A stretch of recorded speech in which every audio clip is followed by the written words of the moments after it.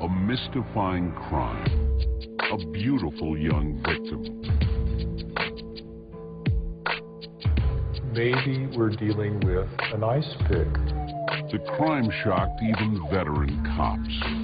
We're tenacious, we're non-stop. Can the experts at North Mission Road and the cops unravel this mystery before a killer strikes again?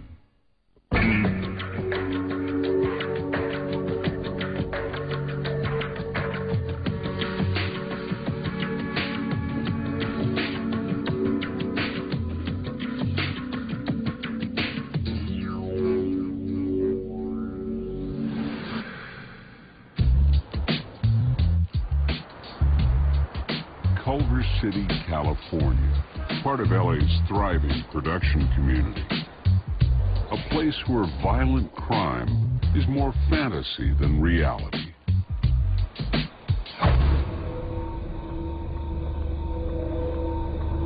But what happens in a deserted park on a cool night in February 2001 is very real.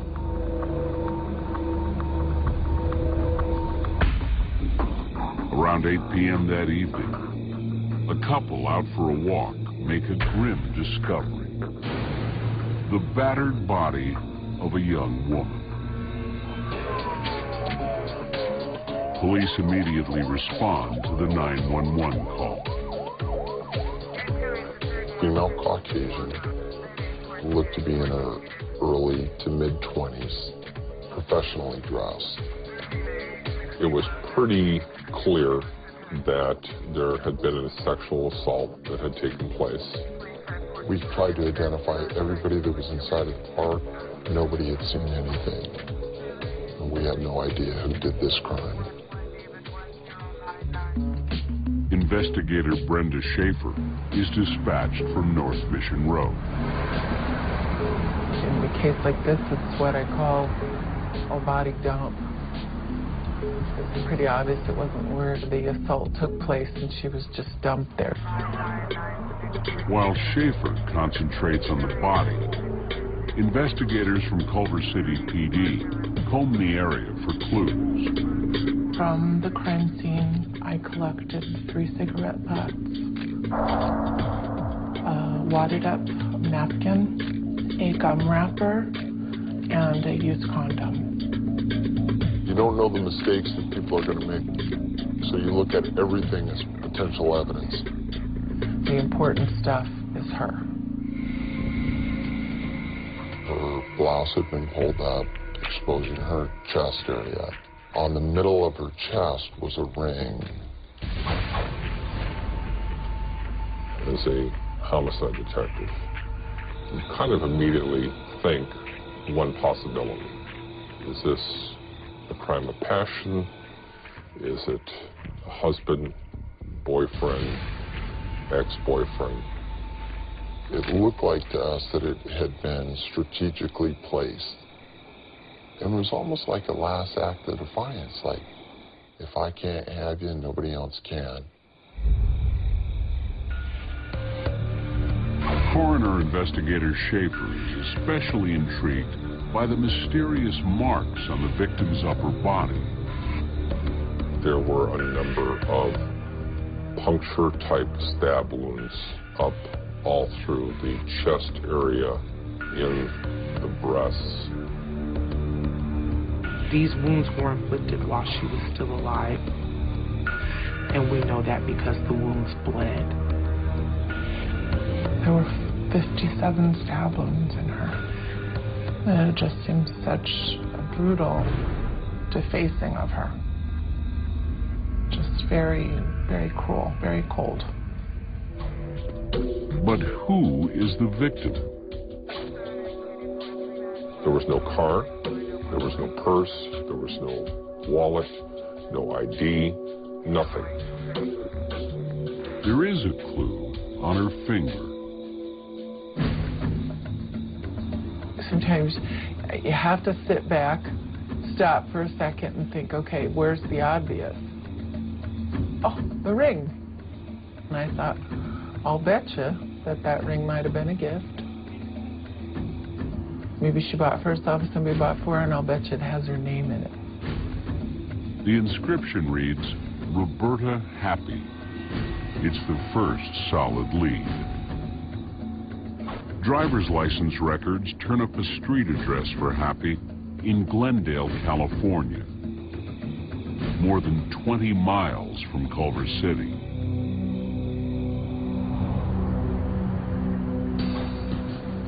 En route to Roberta's home, detectives get a radio call. A young man identifying himself as Roberta's fiancé has just contacted Glendale police to report her missing. Well, red flags went up a little bit. So we diverted our trip and went directly to the fiancé apartment. The fiancé had spoken with Roberta several times throughout the day. She sounded extremely distraught. And the last phone call, she ended up hanging up on him. But he didn't call police until later, when Roberta failed to show up for their date to watch a basketball game. He had this kind of shocked expression on his face and said, "What are the Culver City police doing here?" And as soon as I said woman's body, he lost it. He yelled and cried, and just that initial reaction, I knew that he wasn't involved. Detectives are now convinced the victim is indeed Roberta Happy. The next step is to get a positive ID from her parents. That is probably one of the most difficult tasks that any police officer can do. I told the other investigators that it was your turn. As it turns out, her mother was home alone, so we wanted to go and meet with her personally. And I told him that she wore a particular ring, and he said, well, that is the ring that this woman had on. It's a birthstone ring, the one mysteriously placed on Roberta's chest. And so at that point, we pretty much knew that Roberta had been murdered. Friends can't think of anyone who would want to hurt Roberta, but the name of a naval officer does come up. They had a little long-distance relationship, and then I broke it off. Could a scorned lover be responsible for this horrific crime? Or is a crazed killer walking the streets of L.A.? The murder of 23-year-old Roberta Happy appears to be a crime of passion. More than 80% of all murders are committed by someone known to the victim. But the naval officer, once thought to be a prime suspect, has a rock-solid alibi. He was in his home outside California at the time of the crime.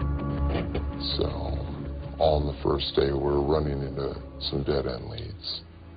We were dealing with a situation that was a whodunit.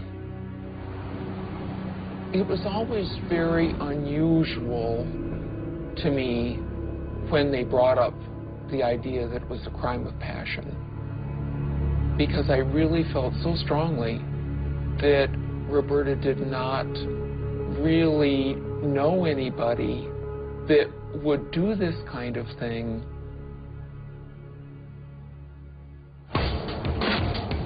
Detectives agree and now believe this is a random act of violence. And that only raises the stakes. The killer could strike again at any time. Now we go from a pretty small suspect pool to a gigantic suspect pool. While detectives hunt for leads, the team at North Mission Road begins their investigation. Dr. Eugene Carpenter has performed thousands of autopsies over the past 20 years. But rarely is a victim sexually assaulted and then strangled. I have seen maybe 8 cases of strangulation and sexual assault. So that distinguishes this case from the other types of homicides. Determining cause of death is the first piece of the puzzle. The main injury was strangulation. The cause of death is due to multiple injuries. Tests to determine time of death are even more crucial to the murder investigation. Rigor mortis begins within an hour of death. Maximum stiffness is usually reached 12 to 24 hours later, then begins to decrease at about 36 hours. In this case, rigor had barely set in. Her rigor mortis was consistent with her liver temperature, that she hadn't been there very long. When Roberta's liver temperature was measured at midnight, it was 93 degrees. So the body had lost 5 degrees. By calibrating the onset of rigor mortis with the loss of body temperature, experts calculate that she had died at around 8 o'clock that night.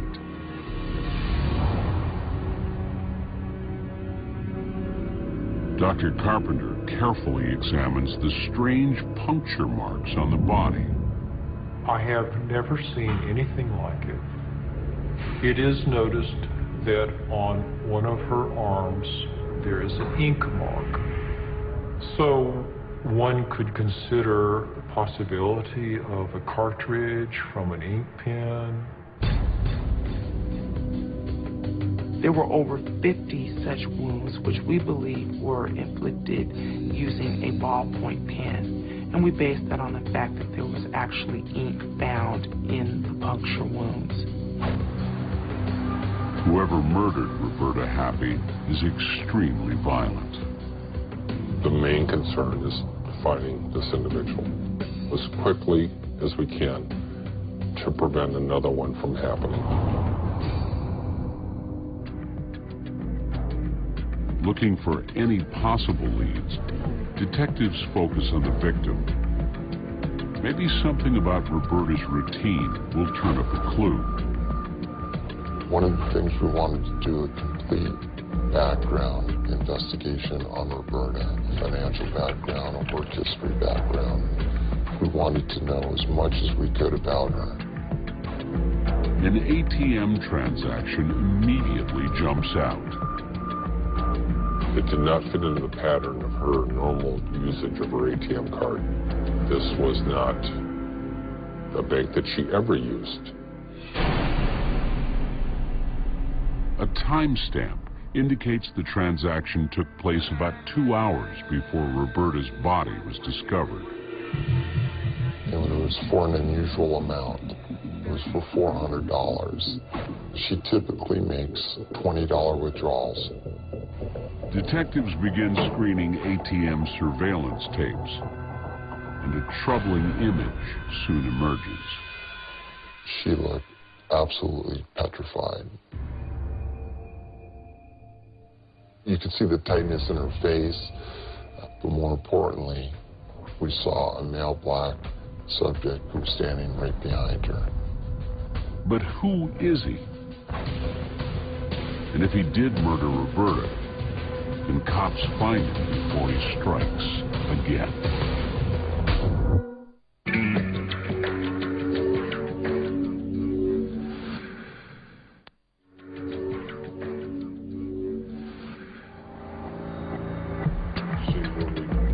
Investigators think a chilling series of images from an ATM surveillance tape are the key to solving the murder of 23-year-old Roberta Happy. Here we have the guy in the videotape with Roberta an hour and a half, an hour and 45 minutes before we find her body. Detectives soon turn up a promising lead. An eyewitness says Roberta left her office that day with someone resembling the man on the tape.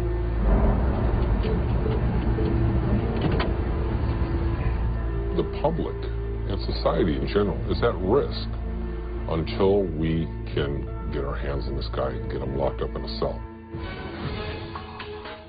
Cops turn to the media for help, hoping someone will recognize the mystery man. Local TV stations broadcast the grainy ATM images during newscasts. Dozens of tips come in. 2 in particular seem promising. Both callers identify the man on the tape as Jason Thompson. That was our first big break as to the identity of who's responsible for this crime. Detectives discovered Thompson has a short rap sheet, and there's a mug shot. We matched up the photograph with Jason Thompson in the ATM. So we knew we were looking for the right guy. Now we had to find him. Police get another tip from Thompson's aunt, which puts him in Saginaw, Michigan. She wants her nephew to turn himself in peacefully and gives cops a telephone number. I thought, you know what, I'm just going to cold call it and see what happens. A woman answers. Yes, is Jason there, please? She claims she never heard of Jason Thompson. And I go, okay, I'm a police detective. I'm looking for this person who's left the state of California. I said, he's dangerous and he's desperate. The woman threatens to hang up, but inexplicably stays on the line and admits she's an old friend of Thompson's. So I took a chance and asked her to be the hero, to do the right thing, to help me get him in custody. The gamble pays off. She says Thompson is hiding out nearby. Detective Pullen calls Saginaw police with the address. They went in after him and had to subdue him physically and got him in custody.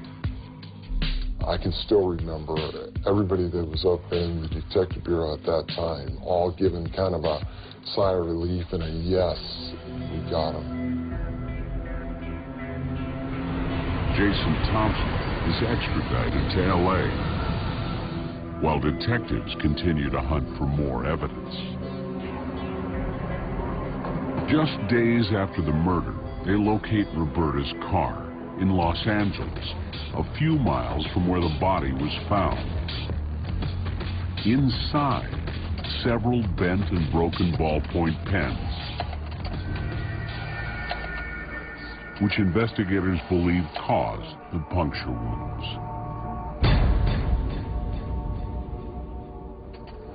Also on the driver's floorboard were her pantyhose, her shoes, and her panties.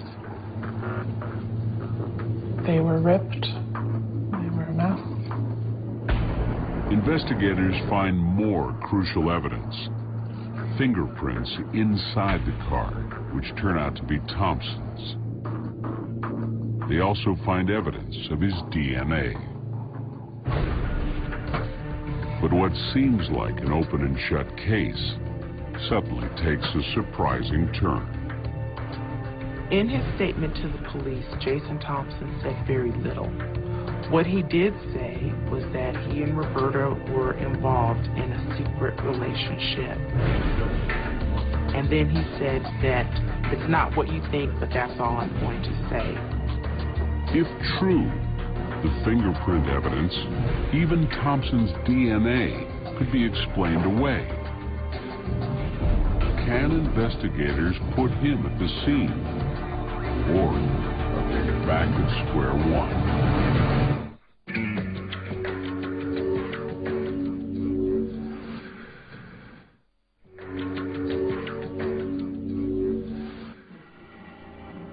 investigators believe they have an ironclad case against Jason Thompson in the brutal slaying of Roberta Happy.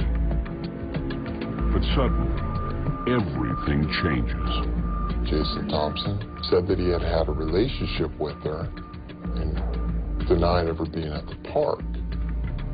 We had him having sex with Roberta, but that necessarily wouldn't point to him being the murderer. So we had to put Jason at that crime scene.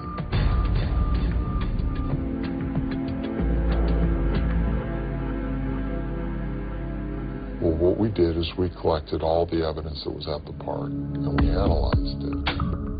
The condom found near Roberta's body is not connected to the case. Then test results come back on the 3 cigarette butts. One of them, a Newport cigarette, ultimately we were able to extract DNA evidence from. DNA analysis came back Jason Thompson. He was sloppy. He left evidence behind, and we got it. And in turn, we got him. So, in effect, that cigarette butt is what we would consider the smoking gun. This is a capital case. We were going after the death penalty. Okay, it's a special circumstances case because you have the kidnapping, torture, rape, robbery, and ultimately the homicide. And what about Thompson's claim that he had a relationship with Roberta? There was absolutely no evidence that Roberta or the perpetrator were in any kind of contact. He also used an incorrect name when referring to Roberta, calling her Herberta in his statement to the police. In the face of overwhelming evidence, Thompson opts for a plea bargain. Jason Thompson pled to the sheet, as we call it, meaning that he pled to all of the charges in connection with the Roberta Happy case. And in exchange, he received life without the possibility of parole. It's a hollow victory for Roberta's parents.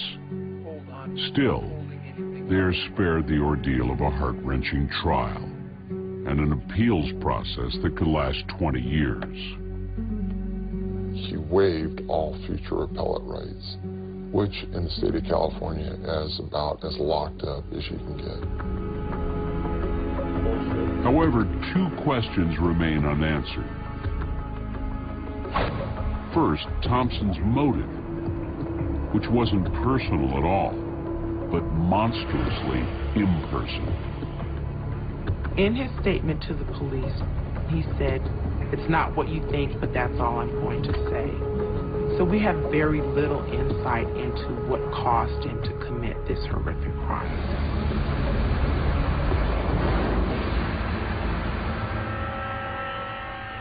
The answer to the second question also remains a mystery. We never were able to discover or uncover why Jason left the ring on Roberta's chest. We don't know to this day the significance of that.